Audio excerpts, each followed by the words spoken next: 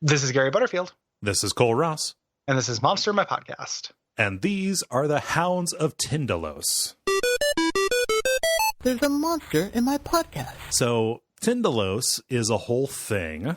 And if I think about it, I think about different kinds of prog rock, weirdly enough, where you've got something like Yes, which is real melodic and lots of harmony, a lot of emotion. And then over here, you got something like King Crimson or Dream Theater, which it's all fucking math. Like, everything is math. This like Tindalos is just.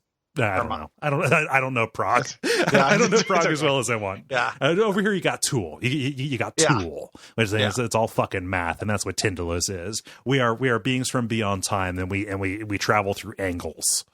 There's the whole. So these guys are classics, and that angles versus curves thing is something that even the book just says you just have to say this is okay. Right. Like you just have to say yes to this idea that doesn't make sense, and then they're really cool. Yeah. It's asking a lot but giving a lot. Yeah. It's so like the whole idea of these things is we exist on the curves of time. Right. So like if you picture that, if you picture a clock, right, it is the curve that is traced out by the end. Yes. By the hand of the clock. But they're the angles of time, which we can't see. We don't understand that, mentally, and they can travel through it. So this is all nonsense to set up this image of people who are being stalked by these things, putting themselves in totally round rooms, like insane millionaires setting up like geodesic domes. In order to like avoid these things. If you're trying to avoid angles, a geodesic dome is the worst place to be. Well, it's certain degrees of angles. Okay. So a dome is okay. You can't have 90 degrees or less. It's specifically, if it is 120 degrees or less, then this thing can come through. Yeah. So and just this image of you looking into your corner and smoke pouring out of it, and like it just sounds cool as hell. Yeah. And that's how these things teleport through through space and time. Pretty great, like pretty cool thing. You just have to accept this whole we exist in the curves of time. They exist in the angles of time, which makes time doesn't have a shape. Yeah, like that. Not in any way that makes any kind of fucking sense. Right. But it's cool once you buy in. Yeah, and I think that's my problem is I've never read these stories. Like Tindalos is relatively new to me, and so all that I'm getting is just this matter-of-fact description that sounds like somebody trying to be smart about like mythos.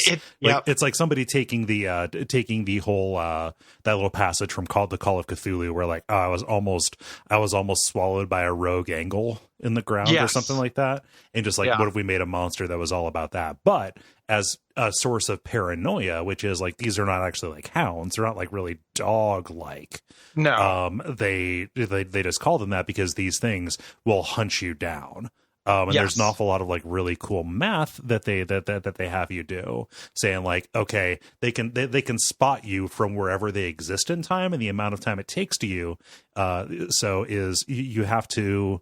What you have to figure out the number, the distance between you and time, and then divide that number of years by 100 million.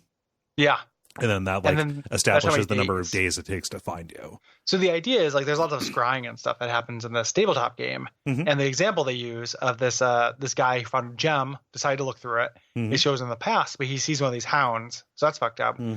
And then he has it's so far in the past that's the future essentially, like right. And then he sees it and he has 30 days to prepare. Like this thing is traveling through the aeons through angles to get to you, and he has to prepare himself to avoid it. Yeah.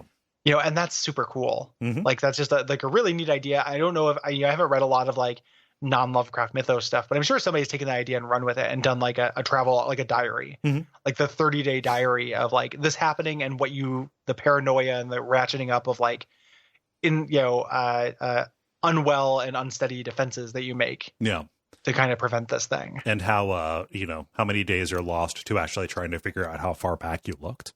Yeah. Exactly. Doing research in the library, like staying up real late, reading books by candlelight and shit like that, trying to figure this out, and then trying to get rid of all the angles in your house, like applying caulk. Yeah. To the angles and stuff, and then it's like, well, it's just going to come next door and walk on over, bud. Yep. Like it doesn't have to come to your house. Right. But it's just very cool. Like super great setup, super good hook. if you can accept that dumbass thing.